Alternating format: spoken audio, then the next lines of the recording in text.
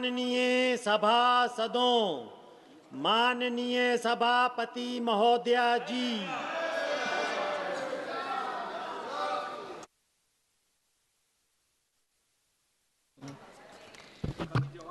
377 माननीय सदस्य मुकेश राजपूत जी, माननीय सदस्य डॉक्टर के सुधाकर जी, माननीय सदस्य डॉक्टर राजेश मिश्रा जी, राजेश मिश्रा जी भी, हाँ, माननीय सदस्य मुकेश राजपूत जी,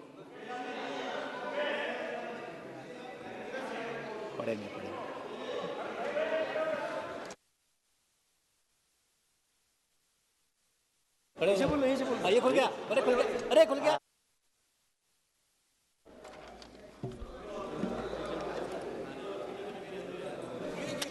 धन्यवाद सभापति महोदय, जो आपने 377 पर बोलने का अवसर दिया। माननीय सभापति महोदय, मैं आपके माध्यम से माननीय नागर विमान उड्डयन मंत्री जी से अनुरोध करना चाहता हूं कि मेरे लोकसभा क्षेत्र फर्रुखाबाद मोहम्मदाबाद में स्थित हवाई पट्टी का विस्तार कर हवाई अड्डे के रूप में विकसित किया जाए। फर्रुखाबाद में इसी हवाई पट्टी से लगभग 5 किलोमीटर की दूरी पर खिमशेपुर औद्योगिक क्षेत्र है, जहां पर बहुराष्ट्रीय कंपनियां निवेश कर रही हैं। इसी हवाई पट्टी से 8 किलोमीटर की दूरी पर बाबा नीम करोली धाम है और लगभग 12 किलोमीटर की दूरी पर बौद्ध तीर्थस्थल संख्या है, जो अंतर्राष्ट्रीय बौद्ध परिपथ का एक हिस्सा है।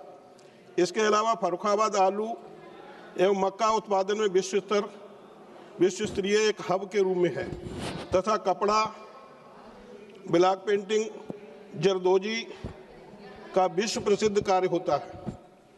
व्यापारिक एवं धार्मिक हब होने के कारण फर्रुखाबाद में देश विदेश से व्यापारी एवं श्रद्धालुओं का आवागमन लगा रहता है, लेकिन सुविधाओं का अभाव होने के कारण यहाँ पर उतना आवागमन की सुविधा न होने के कारण मेरा माननीय मंत्री जी से आपके माध्यम से अनुरोध है कि हवाई पट्टी को हवाई अड्डे के रूप में विकसित करने से वहाँ व्यापारियों श्रद्धालुओं की सुविधा होगी और वहाँ से व्यापार भी बढ़ेगा और जो हमारा धार्मिक स्थल है, पर्यटन के क्षेत्र को भी बढ़ावा मिलेगा।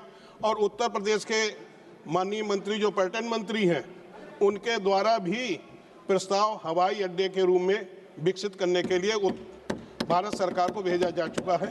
ये मैं आपको बताना चाहता हूँ। माननीय सदस्य श्री ज्ञानेश्वर पाटिल जी, 377 माननीय सदस्य गजेंद्र पटेल जी, 377 माननीय सदस्य विष्णु दयाल राम जी, पहली बार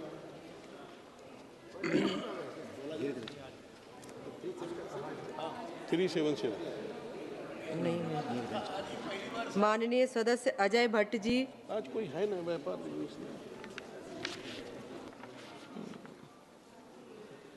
माननीय सदस्य बालभद्र मांझी जी, रामवीर सिंह बुधोड़ी जी, माननीय सदस्य वो भी नहीं है, माननीय सदस्य जनार्दन सिंह जी, सभापति महोदया, महाराजगंज लोकसभा बिहार मेरा संसदीय क्षेत्र है। मेरे क्षेत्र अंतर्गत राष्ट्रीय मार्ग संख्या 531 के किनारे जिला सारण में एकमा तथा राष्ट्रीय राजमार्ग संख्या 331 के किनारे जिला सीवान में भगवानपुर हाट स्थित है। यह दोनों स्थल मेरे संसदीय क्षेत्र का अति व्यस्तम बाजार है। उपयुक्त राष्ट्रीय राजमार्गों पर प्रतिदिन हजार की संख्या में अनेकों प्रकार के वाहनों का आवागमन होता है। इस परिस्थिति में आए दिन कई छोटी बड़ी दुर्घटनाएं होती रहती है। जिससे में तत्काल उचित उपचार के अभाव में कई दुर्घटनाग्रस्त व्यक्तियों की मृत्यु भी हो जाती है, क्योंकि दुर्घटनाग्रस्त व्यक्तियों के इलाज हेतु ट्रॉमा सेंटर जैसे कोई अस्पताल की सुविधा अभी तक वहां उपलब्ध नहीं है। अतः भारत सरकार के स्वास्थ्य मंत्री जी से मेरा आग्रह है कि मेरे संसदीय क्षेत्र के NH 531 के किनारे एकमा एवं NH 331 के किनारे भगवानपुर हाट में एक ट्रॉमा सेंटर स्थापित किया जाए, ताकि आए दिन दुर्घटनाओं में अति गंभीर रूप से घायल मरीजों का तत्काल उचित उपचार करा करके उनका जीवन बचाया जा सके। बहुत बहुत धन्यवाद सभापति महोदया, आपने 377 पर बोलने का मौका दिया। धन्यवाद। से श्रीमती कला बहन देलकर जी, माननीय सदस्य श्री लुम्बाराम जी,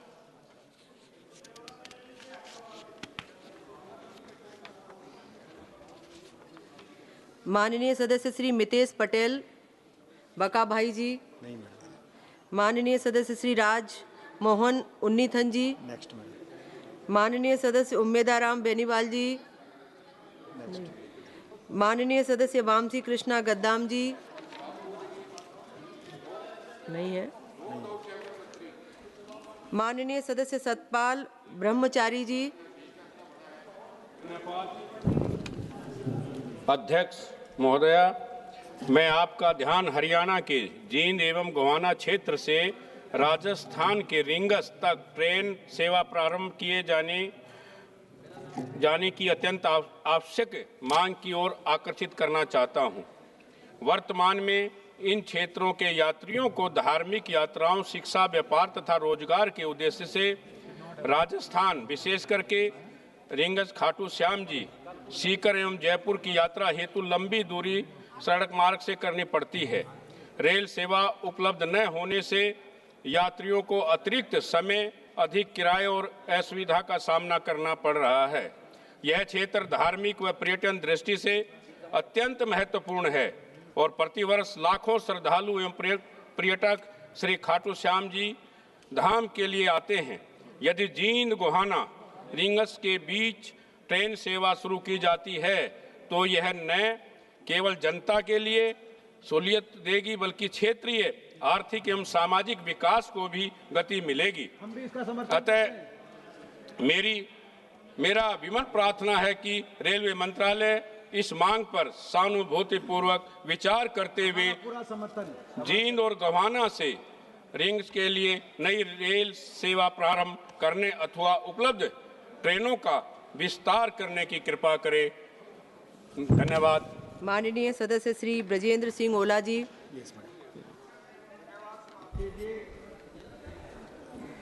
नियम 370 के अधीन आपने मुझे बोलने का अवसर दिया।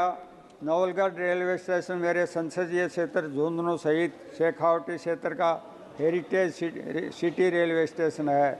इसका धार्मिक, सांस्कृतिक, पर्यटन की दृष्टि से विशेष महत्व है। लोहागढ़ में अस्थि विसर्जन हेतु प्रतिवर्ष बड़ी संख्या में श्रद्धालु आते हैं।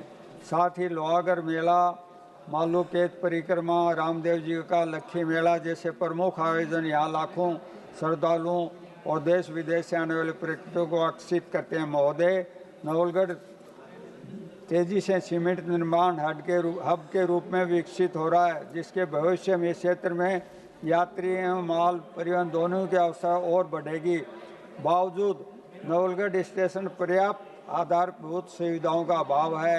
यहाँ 2 प्लेटफार्म हैं और एक प्लेटफार्म से दूसरे प्लेटफार्म जाने के लिए फुट ओवर ब्रिज नहीं है। यात्री पटरियों को पार करके एक दूसरे प्लेटफार्म पर जाते हैं। स्टेशन का प्लेटफार्म लंबी दूरी की ट्रेनों के लिए भी छोटा है। अतः महोदया, मेरा भारत सरकार से आग्रह है कि ये वह नवलगढ़ रेलवे स्टेशन को तत्काल अमृत भारत स्टेशन योजना में शामिल कर इसे हेरिटेज लुक प्रदान करते हुए इसका पुनर्विकास किया जाए, ताकि क्षेत्र की आम जनता, श्रद्धालुओं, पर्यटकों और व्यापारियों को उपयुक्त मेल सुविधाओं व सुरक्षित उपयुक्त रेल सुविधाओं का सुरक्षित और बेहतर तरीके से उपयोग हो सके। धन्यवाद। माननीय सदस्य श्री मुरारीलाल मीणा जी।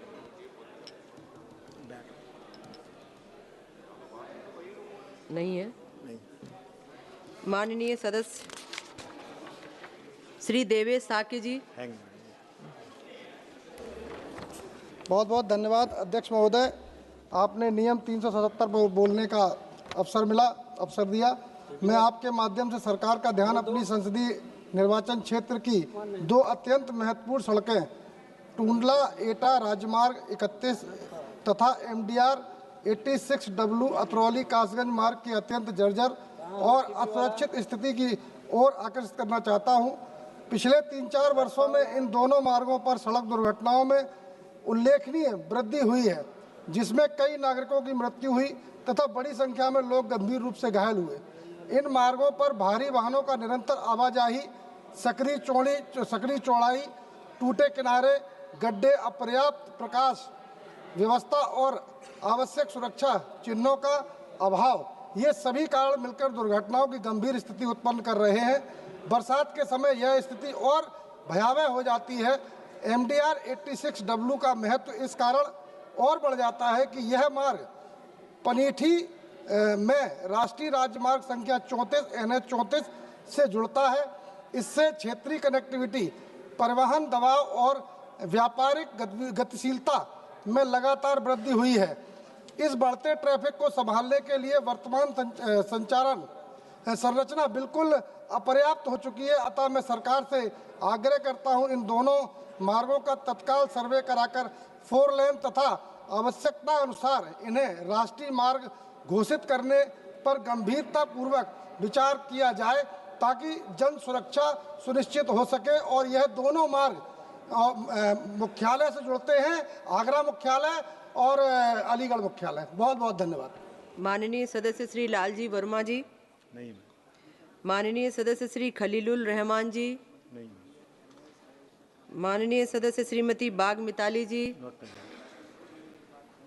माननीय सदस्य doctor Kalanidhi Veeraswamy ji. Thank you very much, madam.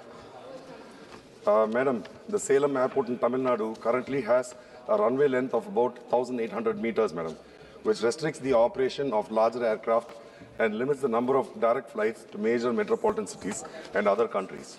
With recent surge in passenger traffic and increased economic activities in the Salem region, including industrial development, educational institutions, and growing tourism, the existing infrastructure is proving inadequate. There is a strong and growing demand from the public and local stakeholders for the expansion of the Salem Airport runway to 3,000 meters, which would enable the airport to handle larger aircraft, improve regional connectivity, and promote economic development. I therefore urge the Union Ministry of Civil Aviation to consider this matter on priority and take necessary steps for the expansion of the runway and related infrastructure at Salem Airport as soon as possible, madam. Thank you. माननीय सदस्य Shri apple Naidu कलिसेट्टी जी।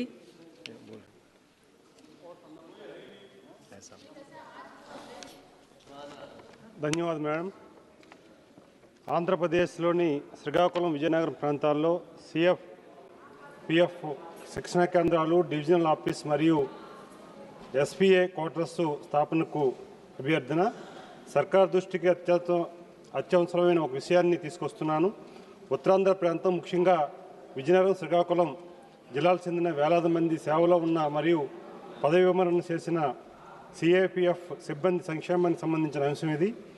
ఈ ప్రాంతంలో BSF, CRPF, CSF, ఐటీబీఈ, SSB మరియు అస్సాం రైఫిల్స్తో సేవ చేయడానికి యువతను పంపే శ్రేష్ఠకరమైన సాంప్రదాయాన్ని కలిగి ఉంది। విజయనగరం ఏజెన్సీ మండలాల నుండి శ్రీకాకుళం తీర ప్రాంతాల వరకు ప్రతి గ్రామమును దేశ అంతర్గత భద్రత కోసం ధైర్యవంతులైన పురుషులు మరియు మహిళలను అందించింది శ్రీకాకుళం విజయనగరం జిల్లాలో। దాదాపు 1,00,000 మంది సిఏపిఎఫ్ కుటుంబాలు నివసిస్తున్నట్లు అంచనా ఉంది మరియు చిగురుబిల్లి, బొబ్బిలి, పార్వతీపురం ప్రాంతాల్లో, ప్రత్యేకంగా విజయనగరం జిల్లాలో కూడా గణనీయమైన సంఖ్యలో కుటుంబాలు ఉన్నాయి। అయితే ఈ ప్రాంతం ఇంత గొప్ప సేవా చరిత్ర గల ఉన్నప్పటికీ అవసరమైన సిఏపిఎఫ్ మౌలిక సదుపాయాలు తక్కువగా ఉన్నాయి। వైద్య సేవలు కూడా, పెన్షన్స్ మరియు ఫిర్యాదుల పరిష్కారం విద్యా సాయం, కేబీ క్యాంటీన్ సదుపాయాలు వంటి సంక్షేమ సేవల కోసం కుటుంబాల దూరంలో నగరాలకు వెళ్ళవలసి ఉంది. కాబట్టి ఉత్తరాంధ్రలో సిఏపిఎఫ్ కుటుంబాలకు తక్షణమే సహాయాన్ని అందించేందుకు మరియు దేశ సేవకు ఆసక్తి ఉన్న స్థానిక యువతను ప్రోత్సహించుకు గృహ మంత్రిత్వ శాఖ ఇచ్చాపురం, సోంపేట, పలాస, నౌపాడ, శ్రీకాకుళం రోడ్, శిబిరిబిల్లి మరియు విజయనగరం వంటి రైల్వే అనుసంధానాన్ని ముఖ్య పట్టణాల్లో సిఎఫ్ శిక్షణా కేంద్రాలు, డివిజన్ లేదా సెక్టర్ ఆఫీసులు మరియు ఎస్ఎఫ్ క్వార్టర్స్ను ఏర్పాటు చేయాలని నేను విజ్ఞప్తి చేస్తున్నాను. ధన్యవాదాలు మేడం. माननीय सदस्य श्री संजय हरिभाऊ जाधव जी, माननीय सदस्य श्री ईटी मोहम्मद बशीर जी, माननीय सदस्य श्री राजकुमार रोध जी, माननीय सदस्य श्री तटकरे सुनील दत्तात्रेय, अच्छा, माननीय सदस्य राजेश मिश्रा जी,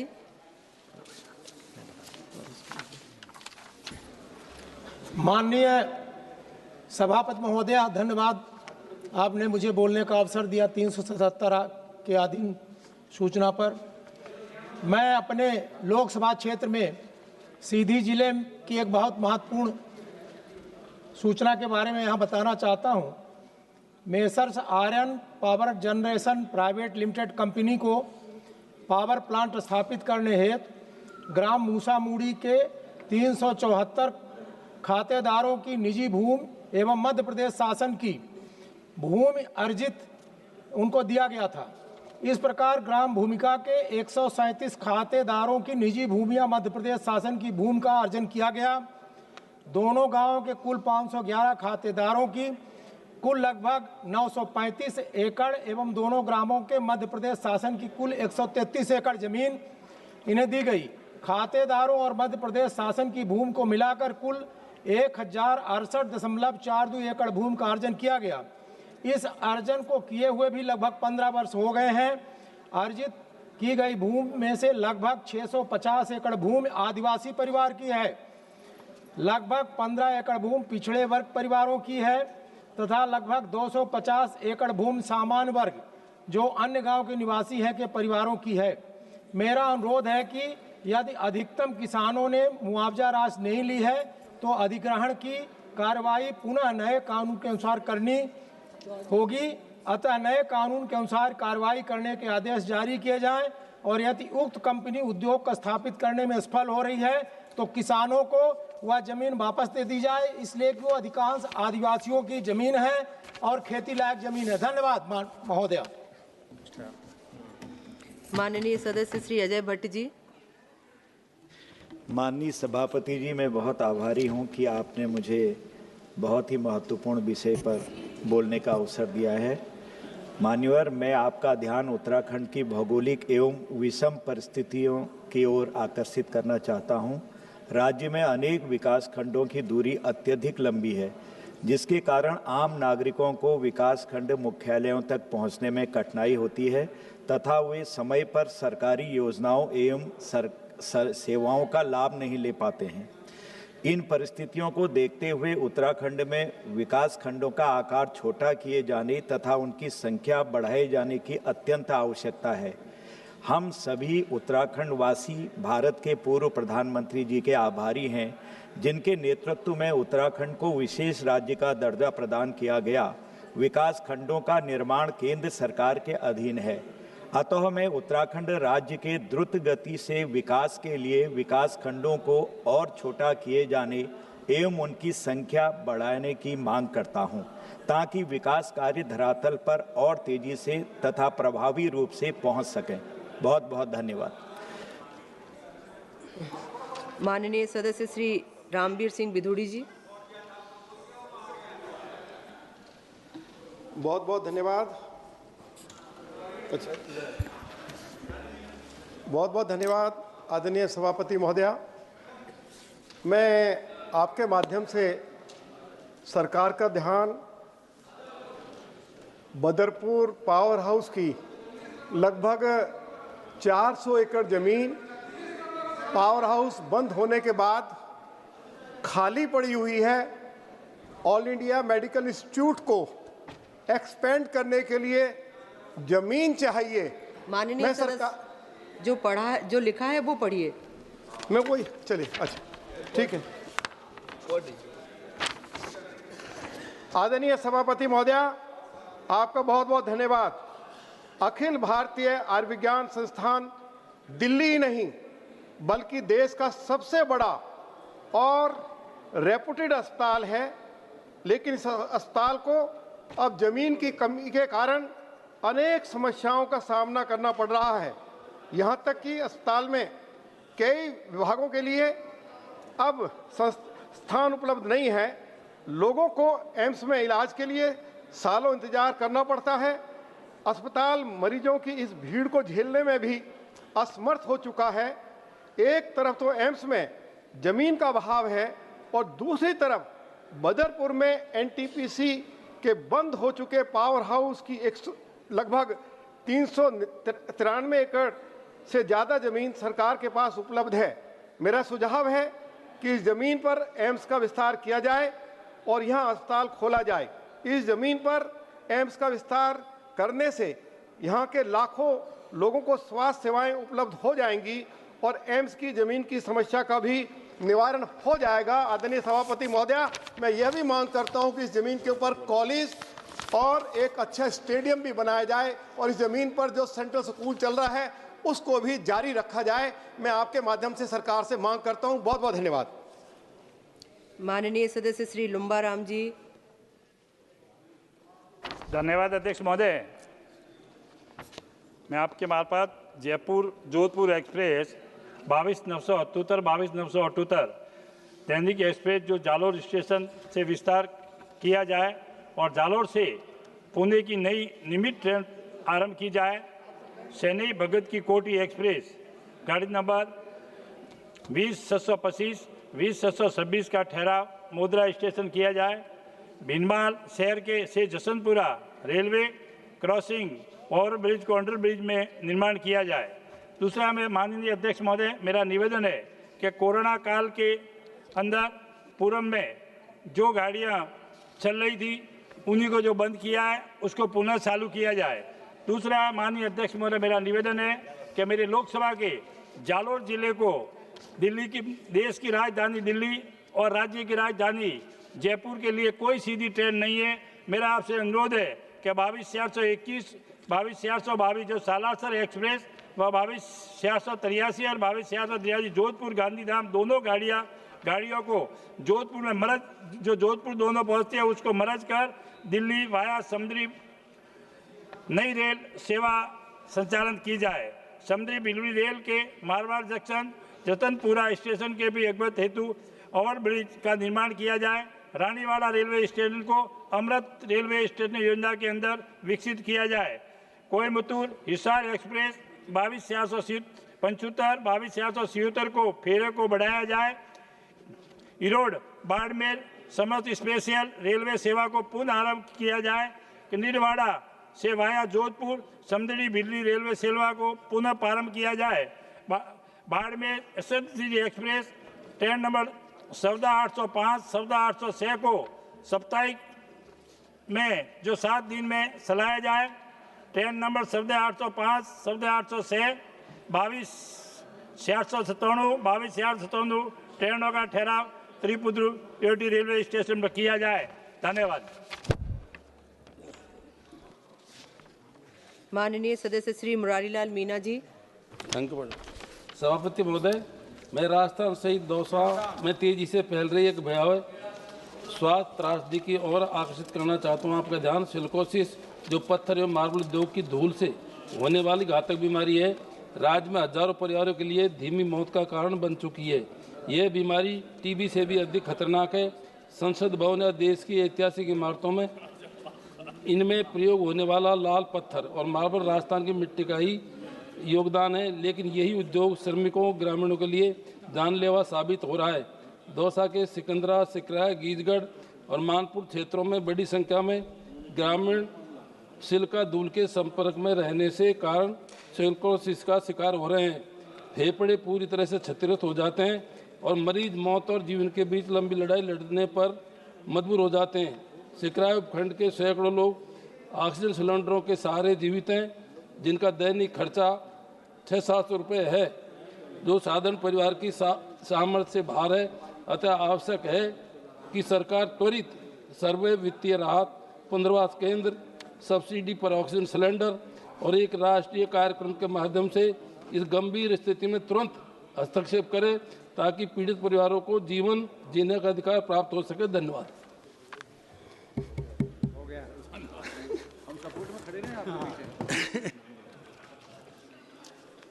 माननीय सदस्यगण, शून्यकाल के कुछ विषय रह गए थे, कुछ माननीय सदस्य बोलना चाहते थे। माननीय सदस्य परिणीति जी। बताना तो मैडम स्पीकर, बहुत बहुत धन्यवाद। मैं आज शून्यकाल के तहत आपसे ये कहना चाहती हूँ कि मेरी कॉन्स्टिट्यूएंसी पंढरपुर में वाखरी गांव है। वहाँ पे तिथे 5 दिवसापासून ऊसाचे शेतकरी त्या ठिकाणी उपोषणावर, आमरण उपोषणावर बसले आहेत आणि गेले 5 दिवस त्यांनी एक खूप तीव्र हे आमरण उपोषण चालू आहे। कारण का सोलापूरच्या आजूबाजूला जे साखर कारखाने आहेत त्यांनी त्यांचा जी इन्स्टॉलमेंट आहे, मुआवजा जो आहे तो 3200 ते 3500 रुपये फिक्स केला आहे। पण सोलापूरचे जे साखर कारखाने आहेत ते अजूनही शेतकऱ्यांना फक्त 2800 रुपये देत आहेत। एका बाजूला प्रचंड महागाई वाढली आहे, दुसरीकडे खताचं एक पोतं जे आहे ते 2000 रुपयाला मिळतं आणि ह्यावरून मोठ्या प्रमाणात शेतकरी पण कर्जबाजारी झालाय। तर मी तुम्हाला एवढंच विनंती करते की सेंट्रल गव्हर्नमेंटने या ठिकाणी 1 मिनिट इंटरव्हीन करून उसाला पहिला हफ्ता जो आहे तो 3500 रुपये मिळाला पाहिजे, दुधाला 50 रुपये प्रति लिटर मिळाले पाहिजे आणि गुन्हे जे दाखल झाले ते परत घ्यायला पाहिजेत अशी मी निवेदन करते। रचना बनर्जी जी, माननीय सदस्य। आप बोलिए ना, मुझे नाम भी नहीं सुन रहे।